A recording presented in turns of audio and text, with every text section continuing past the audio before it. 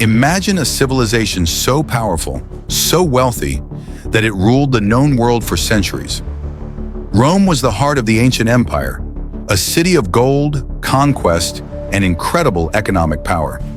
But what happens when a civilization becomes too rich, too greedy, and too corrupt? Today we're diving into the rise and fall of the Roman economy, from its early days of expansion and taxation to the crushing weight of corruption, overspending, and currency devaluation. We'll uncover the forces that led to one of the most monumental economic collapses in history. In the beginning, Rome's wealth came from its aggressive expansion and the spoils of war.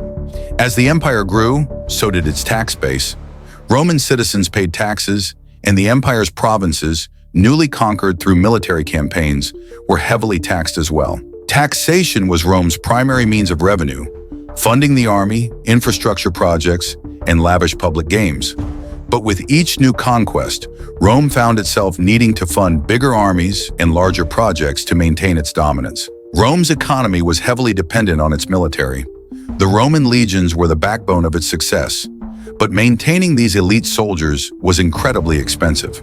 The empire spent massive amounts of gold on military campaigns, fortifications, and the garrisoning of soldiers across distant lands. The economic strain of constant wars eventually took its toll. As the empire expanded, so did the number of legions and the cost of keeping them equipped and paid. Rome's economy, once built on the spoils of war, now found itself in a continuous loop of overspending to maintain its military might. Before we continue, let me know what you think. Do you believe Rome's downfall was inevitable? How do you think the Roman economy compares to modern-day economies? Drop your thoughts in the comments below. I'd love to hear your opinions.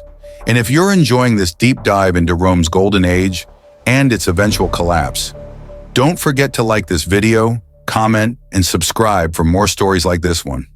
You don't want to miss out on the next chapter of economic history. As Rome expanded, it began minting more coins to pay for its wars, building projects, and soldiers. But the more coins they minted, the less they were worth. This is the beginning of what we call currency devaluation. By the 3rd century AD, the Roman silver denarius lost much of its original value, with emperors using cheaper metals and lower quality silver to produce more coins. This led to runaway inflation as prices skyrocketed and purchasing power plummeted. Rome's economy was now in a crisis. Too many coins, too little value.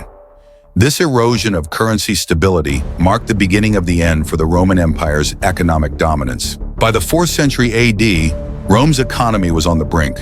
Inflation, overspending, and corruption tore at the empire's economic fabric. The cost of maintaining such a vast empire was simply too high.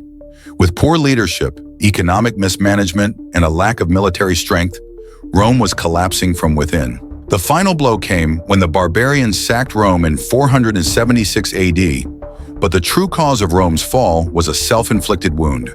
A decaying economy, weakened by poor fiscal policies and devaluation, left the empire vulnerable to external threats. Rome's collapse is a stark reminder of what can happen when greed, inflation, and overspending go unchecked. Even today, we see echoes of Rome's mistakes in modern economies. Rising debts, currency inflation, and the burden of military expenditure. The fall of Rome wasn't just an end, it was a lesson. And that lesson still applies today. Are we doomed to repeat the same mistakes? Is our modern economy vulnerable to the same forces that led to Rome's collapse? Thank you for watching this journey into the rise and fall of the Roman economy. If you enjoyed this video, don't forget to subscribe and hit the bell icon so you never miss a new video about the greatest empires in history.